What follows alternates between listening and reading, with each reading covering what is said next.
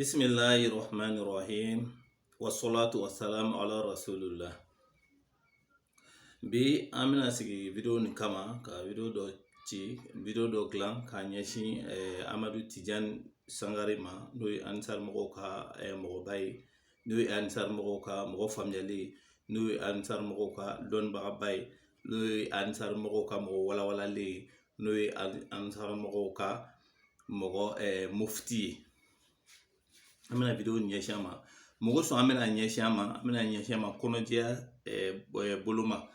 kɔnɔjɛya sira fɛ, a dinu nasiha, dinɛ ye kɔnɔjɛya le. N'i ye mɔgɔ dɔ ye fili la, i kana to fili la ten f'i ka dɔ fɔ a ye. N'an b'o minɛ sisan n'i bɛ min kɛ i bɛ sɔrɔ k'o kɛ, walima n'i ye min fɔ i bɛ sɔrɔ k'o fɔ. Donc Tijani Sangare an bɛ k'a ye a bɛ ka kuma bolominɛ ko kan a ka video dɔw la o réseaux sociaux la. Donc an yɛrɛ b'a dɔw la k'a fɔ ko tiɲɛna ko cɛ nin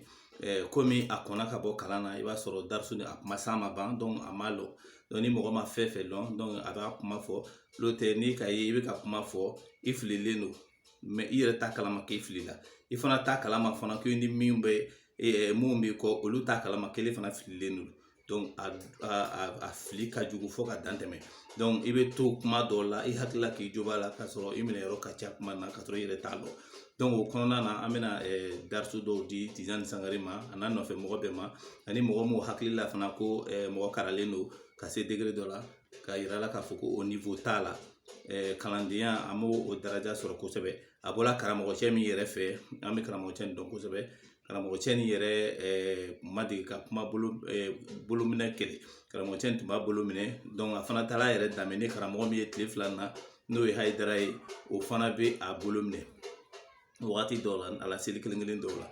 Donc o la nin b'a yira na k'a fɔ ko tiɲɛna darisu dɔw bɛ yen ko Tijani Sangare ma se a ma, a bɔla kalan na k'a sɔrɔ a m'olu darisuw ye ban. Donc n'i ma darisu min ye i kɛla cogo cogo a b'i rattraper, u b'a fɔ ten k'a b'i rattraper, n'a leçon waati nana se a b'i minɛ. Donc n'a a y'i minɛ fana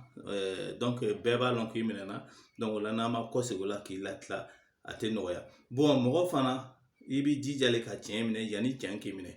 An bɛna tiɲɛ fɔ a ye, ni a sɔnna ka tiɲɛ nin minɛ, alhamdulillah mɔgɔ ye adamaden bɛɛ lajɛlen bɛ fili, nka n'a banna tiɲɛ na, tiɲɛ kɔni b'a minɛ. Bɛɛ fana bɛna dɔn fana ko tiɲɛ fɔla ye fana, bɛɛ fana bɛna dɔn ko mɔgɔ min de don a bɛ ka kuma n'a ni ye. Istara dɔlala tabili huda, mɔgɔ min ka a kanda bila ko fili ta, donc a bɛna dɔn bɛɛ fɛ ko o de don. Donc o la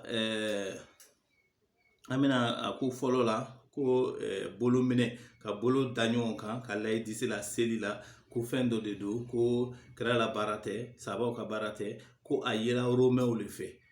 ko o la k'an y'a ta ko kana don silamɛya kɔnɔ, ko romɛw fɔlɔ de ye a kɛ. Donc ala faamuya ye o de ye. Donc o de la an y'a dɔn o la k'a fɔ tiɲɛna ni a ma se yɔrɔ jan diinɛ ko ta fan fɛ kalan na. N'o tɛ hadisa dɔnbagabaw b'an bolo, i n'a fɔ Dr Jalo n'a ɲɔgɔnsiw, a bɛ se k'a si kalan bɛɛ lajɛlen k'o dɔw bolo. Donc n'i ka ye a bɛ ka nin fɔ k'a sɔrɔ mɔgɔ si tɛ k'a fɔ n'ale kelen tɛ, a b'a dɔw la k'a fɔ ko fili bɛ yɔrɔ min na i b'a fili dɔn direct, ni bana si a lɔnna a furakɛ ka di. Problème min bɛ bolominɛ ko la kitabu yɛrɛ kɔnɔ, ni o sɔrɔla ka mankan dɔɔni k'a la, ka sɔsɔli dɔɔni k'a la, o de ye ni ka ruku bila, n'i bɔla ruku la i lɔlen sisan kitabu ko i b'i bolo kɔsegin ka taa bolo togoya kɔrɔ la. O kɔrɔ ye di ɲɛnamaya kɔnɔ, n'i bɛ taa i la so kɔnɔ i bolo bɛ kɛ cogo min na, n'i bɛ taa misiri la i bolo bɛ kɛ cogo min na, n'i bɛ taa i la foro la i bolo bɛ kɛ cogo min na ka taa, walima n'i bɛ yala quartier kɔnɔ i bolo bɛ kɛ cogo min na ka taa, k'i b'i bolo kɛ ten i bɔlen kɔfɛ ruku la. N'o tɛ bolo bɛ kɛ ten, bolo minɛli i n'a fɔ ni takbiratu yera ka Allahu akbar kɛlen, i bɛ bolo la i disi la a fɔ alhamdulillahi rabbil alamin, k'o kalan. N'o taara se wala dɔɔlen amin kɔfɛ i bɛ don sura wɛrɛ qul huwallahu ahad, ka o kɛ ka taa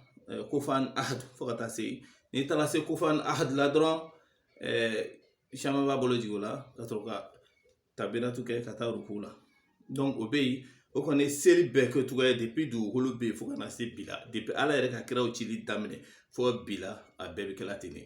Donc o la sɔsɔli dɔɔni bɛ min na o de ye n'i taara ruku la, n'i bɔra ruku la dɔw b'a minɛ nka dɔw b'a jigin. O yɔrɔ de la Hayidara ma se o yɔrɔ walawala cogo la, ale ko i ka minɛ o ka jigin o ka bɛɛ kelen, k'a sɔrɔ a bɛɛ tɛ kelen ye raka fɔlɔ la bon n'i ka ruku bila sisan a bɛɛ ye kelen o de la mɔgɔw caman fɛ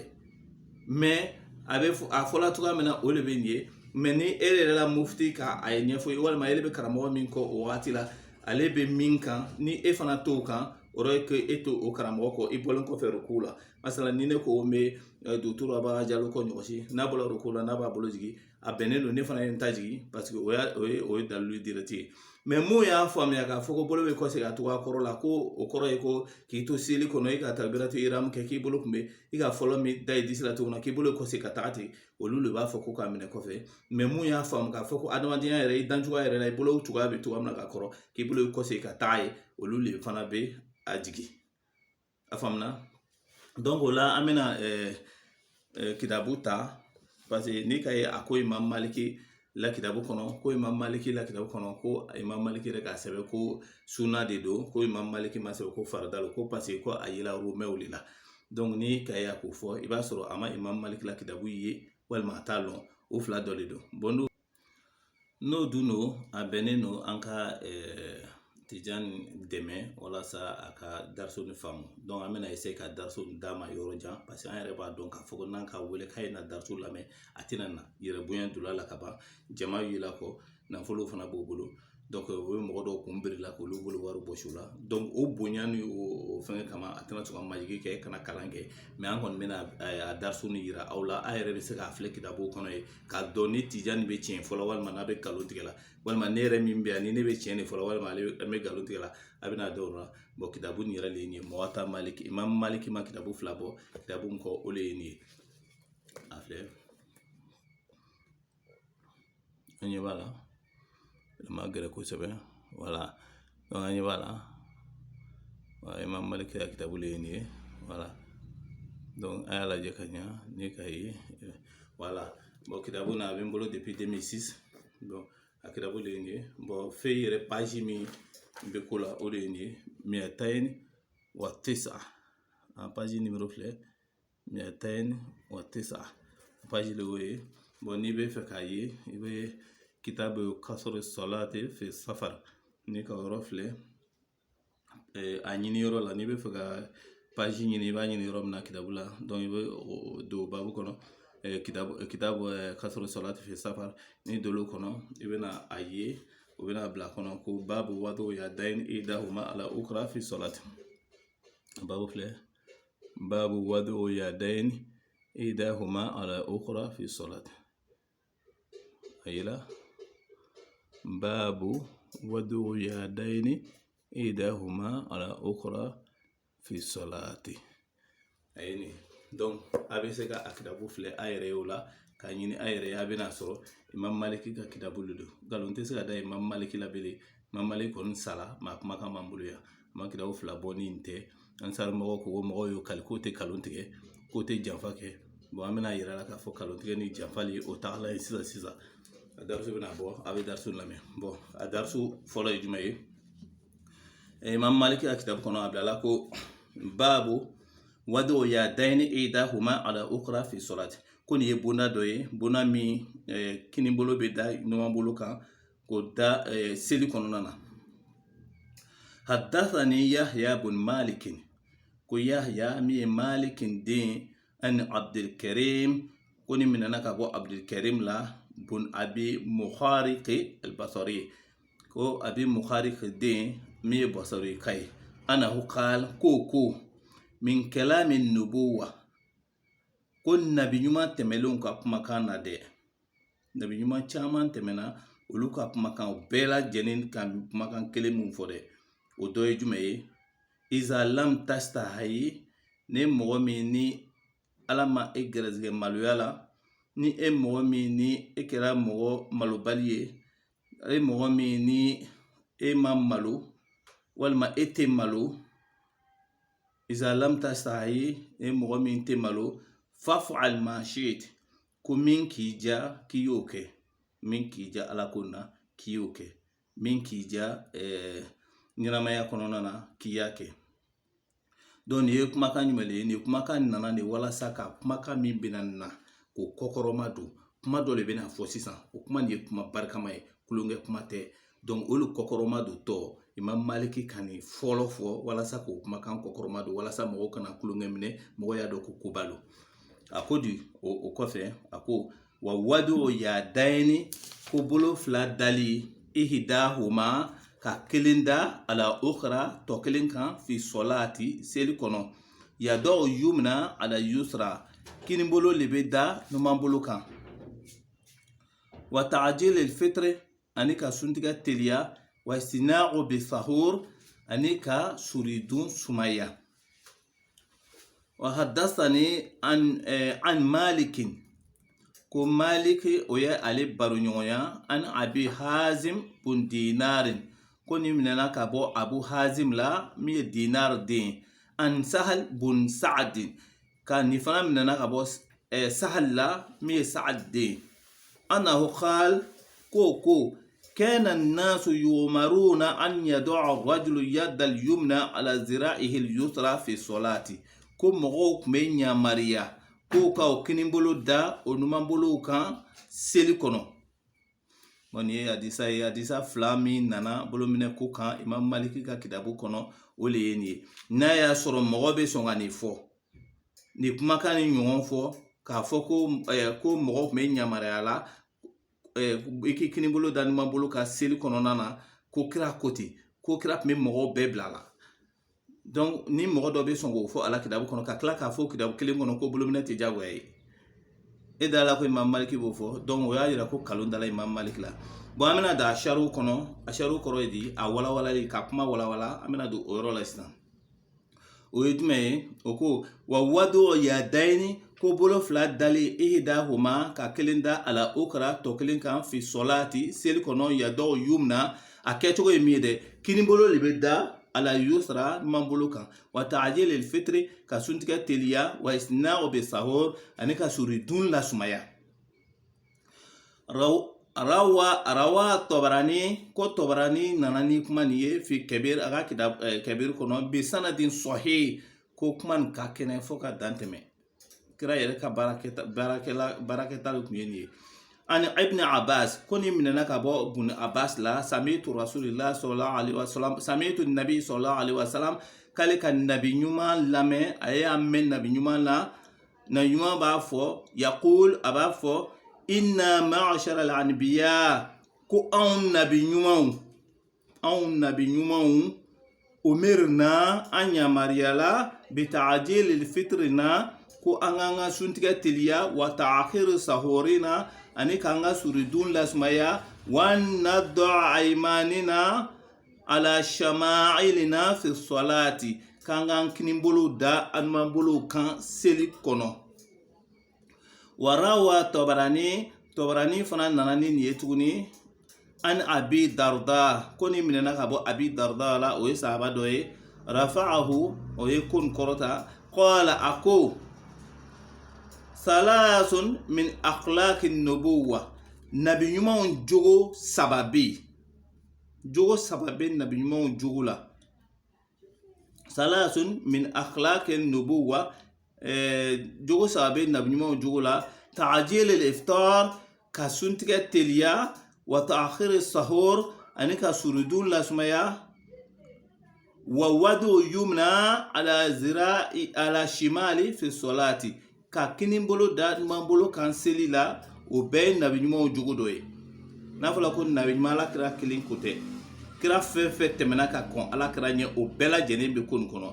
warawa ibn abdelbarri ni minɛna ka bɔ abdelbarri la abdelbarri nana ni nin kuma nin ye ka na ɲɛfɔ an ye an abi hurayra ko abi hurayra ko ni minɛna abi hurayra qala abi hurayra ko qala rasulullahi sallallahu alaihi wasallam ala kira ko kisi ani nɛɛma bɛ a ye salasun fɛn saba bɛ mina nubuwa nabi ɲumanw jogo la ta'jil al-iftar ka suntigɛ teliya wa ta'khir sahur ani ka suridun lasumaya wa wadu yumna ala yusra fi salati ka kini bolo da numan bolo ka seli la o bɛ nabi ɲumanw o ko saba bɛ nabi ɲumanw jogo la warawa Sa'id bin Mansur fana nana ni nin ye an Aisha k'a ka minɛ Aisha la radiyallahu anha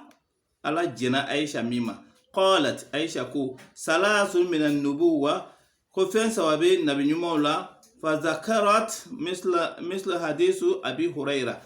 hurayra ka hadisa akosigla o kelenkan warawa Tabarani an Ya'la bun Marra ko Tabarani fana nanani ye Ya'la bun Marra qala aku qala rasulullah sallallahu alaihi wasallam alakra ko kisi ani nema be kiramiye wa salasatu yuhibbuha Allah azza wa jalla fen sababe o kadi ala min ka sikoro talene do iftar تعجيل الإفطار كسنتك التليا وتأخير السحور أنك سردون لسماء وضرب يدين إحداهما بالأخرى في الصلاة كاكينين بولو دا نمان بولو كان سليلا ko sababi ko ole kadi ala ye foka danteme ko sababi kadi ala ye o dole o ye nunu ye bo sisan na anga ni lame kira ko di inna ma'ashara al-anbiya ko annabi nyumaw donc imam Malik ka kitabu de do donc amena adan yoro la ni be mogo be ko nyana bo fe ni kanga tigibo mogo be islamaya fe ni kanga tigibo mogo tay ala ko ni fana kanga tigibo mais mogo tay fitnay an islamaw be sika kodo nyoma matodi islamaya be sika ke yuguru fe ka mogo be ajati ko mi mana kolo mogon bo fe ni to otigibo ani fe wara yira la minti ni otigi makotola atata donc o e mogo filele foni ala yere nana no kanda e kono otigi kanda donc a famille ko nyuma ala ko nuwaye min ka ba ko yere benela tijan sangare ka kula o de ye ako fola jume kara mogo min yere kalamo kara mogo min ka kala ni o doni no ambe fe no yesuna mogo ye no ba bolo fla da adisla ka siri ni o karamogo le anana o fili ka taa nɔrɔ Aidara la a fana tala min Aidara fana n'ale seli kelen min kɛ ale fana b'a bolo da disi la wa Aidara yɛrɛ fana ye min fɔ bolo minɛ ko nin kan a kasɛti kɔrɔw b'an bolo an tɛna kɔsigi o bɛɛ kan mais Aidara yɛrɛ nana kuma laban kɛ min ye walasa k'a yira ko ale bɛ fɛngɛ ko bolo ala mago tɛ bolo la i ka kɛta k'a bɛɛ kelen ko n'ale ko a bɛɛ kelen ni Tijani ko Romɛw le nana n'a ye o b'a yira ko ale ni Tijani yɛrɛ ma bɛn kelen na fɔlɔ donc an bɛna o yɔrɔ to yen mais an bɛ min fɔ alimami tɔw ye alimami fɛn fɛn n'i bɛ yen n'i ko k'i ye malikiya ye ele bɛ malikiya la maliki la silamɛya faamuya cogoya kelen b'a fɛ imam maliki ye min fɔ o de ye nin ye imam maliki ye min fɔ o de ye nin ye imam maliki ka kitabu kɔnɔ o de ye nin ye kitabu foyi wɛrɛ tɛ yen ni imam maliki yɛrɛ bolo ka min sɛbɛn nin tɛ lakidari bɛ yen o sɛbɛnbaga ye imam maliki la kitabu le filɛ ka sɔrɔ k'a sɛbɛn a yɛrɛ tɔgɔ fana b'a kan ye mɔkadimatu bɛ yen o fana sɛbɛnbaga fana le ko ale bɛ imam maliki le kɔ donc ale y'a la kitabu sɛbɛn non o si ma imam maliki yɛrɛ ye o y'a ka kitabu sɛbɛn ka bila ye ko ye malikiya kitabu dɔ ye Shehu Kalilu bɛ yen o fana sɛbɛnbaga fana y'a ta sɛbɛn ni k'a fɔ ko a bɛ imam maliki kɔ o sira fɛ donc k'ale ye malikiya ye i n'a fɔ an yɛrɛ fɛ farafinna yan sisan n'an ka mɔgɔw fara ɲɔgɔn kan kɛmɛ kɛmɛ i bɛ taa sɔrɔ 80 bɛ yen mun ko k'olu ye malikiya ye k'olu bɛɛ bɛ imam maliki kɔ donc alimami kunfin fɛn fɛn bɛ yen n'i bɛ ka seli ni jama ye n'i bolo jigilen de don kɔmɔgɔ kunfin fɛn fɛn bɛ yen ni e bɛ ka seli imamu kɔfɛ ani e fana b'i denbaya bilala o bolo jigi la a y'a bolo layɛlɛ papiye wɛrɛ tɛ diɲɛ kɔnɔ papiye min ko k'a bolo jigi ni min sɔsɔra ka na n'a ye ne fɛ ne bɛ n bolo jigi ka fara i kan parce que a tɛ yen an tilalen kɔfɛ a ko bɛɛ lajɛlen na an ka faamu nkalon de don a tɛ yɔrɔ si bon ni alimami kunfin min k'a bila a la a y'a dɔn k'a fɔ ko ala lɔnni de ma s'a ma kunfinya de b'a kan donc a kana mɔgɔ dɛmɛ tiɲɛni na ta'awanu ala birri wa taqwa wala ta'awanu ala ismi wa tughyan ay ɲɔgɔn dɛmɛ ala ko la a kana ɲɔgɔn sitana dɛmɛ mɔgɔw la mais ni mɔgɔ min ye tulo gɛlɛya o kɔfɛ k'a jigi i ko fɔla kuranna kɔnɔ i bila yɔrɔ fɔla kuranna kɔnɔ o ye jumɛn ye wa waylun lil musallin ko bɔnɔ dɔ bɛ selibagaw ye mɔgɔ selikɛla dɔw ye allazina an salatihim sahun mun k'o la seli kɛ jemafu ye mun k'o la seli kɛ o yɛrɛ sago ye ka ala sago bɔ a la ka kira sago bɔ a la i bɛ fara o mɔgɔw kan ani fana fana mɔgɔ kan o le mɔgɔ mun fana yɛlɛ sakara kɔnɔ ma salakakum fi sakara mun ka aw se sakara kɔnɔ qalu lam nakum minal musallin an kun bɛ mɔgɔw cɛ ma an ni mɔgɔ bɛ don misiri la ɲɔgɔn fɛ an bɛ taa misiri la mais an kun tɛ seli la ye an kun tɛ seli la donc o la ni mɔgɔ min ko sisan ko mangoro nege bɛ ile la ko mangoro nege bɛ ne la ne taara ka taa mangoro dɔ ɲini ka na gerefe mɔlen ɲini ka na ka muru ni assiette bɛɛ d'i ma ko a dun ni ele k'o mangoro to yen ka t'i nɔrɔ yiriden dɔ la yan fɛ k'o fana jaabi komi mangoro e mangoro ɲinina tɛ e kuma yɛlɛmala le don ni kitabu min ye nin n'an tilala kalali la sisan Shafi'i nana Imam Maliki fɛ wagati min na Shafi'i nana nin le durusi a durusilen kɔfɛ Shafi'i k'a seereya ko kitabu tɛ yen o wagati la min kurana kɔfɛ min sɔhala ka tɛmɛ nin kan o kitabu kun tɛ yen Shafi'i yɛrɛ dali k'o fɔ Shafi'i dun kun ye ala kalanden fɔlɔ ye bon sisan Tijani ko Rumi ko ko nin yela Romain de la an bɛ min fɔ Tijani ɲɛna o de ye hadisa kelen-kelen ni sharu ye an bɛna kɔ segin a kan yɔrɔ na pour que a bɛ yɔrɔ nin faamu dɔɔni o de ye Rumi fɔla yɔrɔ na fɛn min kama ni ale m'a faamu an bɛ o yɔrɔ fɔ a ye sisan kira ko inna ma'ashara al-anbiya ko anw nabi ɲumanw kira kelen tɛ dɛ nabi ɲuman caman de tun bɛ yen donc o kɔrɔ ye di ka kɔn kira ɲɛ nabi ɲumanw kun ye a bɛ Romain min fɔla olu fana ye kira sɔrɔ ka kɔn an ɲɛ donc kira bɛɛ le selila nin cogoya la kira b'a fɔla sisan ko inna ma'ashara al-anbiya umirna an yamaruyalen don an na dɔ aymanina ala shama'ilina fi salat k'an k'an kini bolo da an numan bolo kan seli la o kɔrɔ ye di nabi ɲuman fɛn fɛn tɛmɛna an bɛɛ le kun yamaruyala k'an k'an kini bolo da an numan bolo kan seli kɔnɔ ni i ma sɔnni ma o kɔrɔ ye ko e yɛrɛ ye kira kɛ kalontigɛla ye o kɔrɔ ye ko e ye Muwata Maliki kɛ kalontigɛla ye o kɔrɔ ye ko karamɔgɔ 70 min fana ka Muwata Maliki kɔkɔrɔma don e y'olu kɛ kalontigɛla ye o kɔrɔ ye ko sahaba mun tɔgɔ fɔla sisan ka na Dardar la ka na tukɛ Abi Hurayra la ka na Aisha la sahaba mun ko fɔla nin ye e ka nin bɛɛ kɛ kalontigɛla ye ni e fana ma sɔnni ma o kɔrɔ ye ko qala Rasulullahi min b'a la ko alakira ko e ka alakira kɛ kalontigɛla ye ni e ma sɔnni ma e ka silamɛya kɛ kalontigɛla ye donc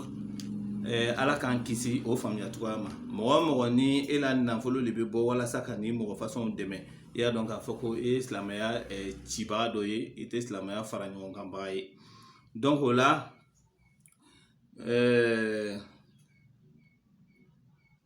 i ka nafolo i ka dɔn k'a fɔ i la nafolo a bɛna jate nafolo min ye o de ye suma la tus'aluna yawma izin ani na'im i ka nafolo dɔrɔmɛ kelen fɛn fɛn don a la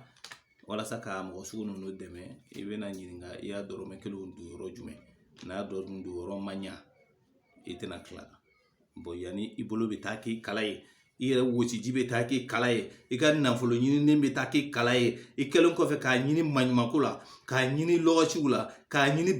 birikibɔw la k'a ɲini cɛncɛnfeerew la ka tila k'a ɲini filabulutigɛ la k'a ɲini kako feere la k'a ɲini charbon tigɛ la ka tila k'a ɲini charbon feere la ka tila k'a ɲini tigɛjɛniden feere la ka tila k'a ɲini baranajɛniden feere la k'a ɲini nakɔ sɛnɛ la k'a ɲini sofɛriya la k'a ɲini wɔrɔwɔrɔ bori la ka tila k'a ɲini kabinɛlabɔ la k'a ɲini pusipusi boro la k'a ɲini dagabɔ la ni bɛɛ faralen ɲɔgɔn kan k'o nafolo ta ka t'o di o nafolo fana kelen bɛ tila e sababu ye k'e don jahanama kɔnɔ donc o kama ni hakili fitini bɛ mɔgɔ min na i kan ka dɔ yɔrɔ na ko an n'u ye ɲi ye an tɛ jugu ye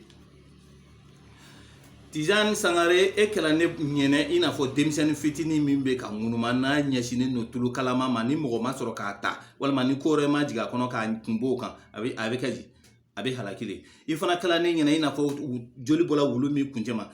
ni a nɛn tɛ se k'a lasɔrɔ ni mɔgɔ ma a furakɛ a bɛ kɛ di a bɛ halaki i fana kɛla ne ɲɛnɛ i n'a fɔ ɲɛbɛrɛ min ɲɛsinnen don sɛsulu ma ni mɔgɔ dɔ ma ni ko dɔ ma jigin a kɔnɔ k'a ɲɛturunnen ka bɔ yen n'a kɔni kilenna o yɔrɔ ma ye a bɛ taa sɛw sɔrɔ yen dɔw i fana kɛla ne ɲɛna i n'a fɔ barana ni a ta bɛ tiɲɛ waati min na a bɛ den kɛ o b'a tigɛ ka fili dakuruɲa kelen min tun b'an bolo walasa ka ansarmɔgɔw ni Tijani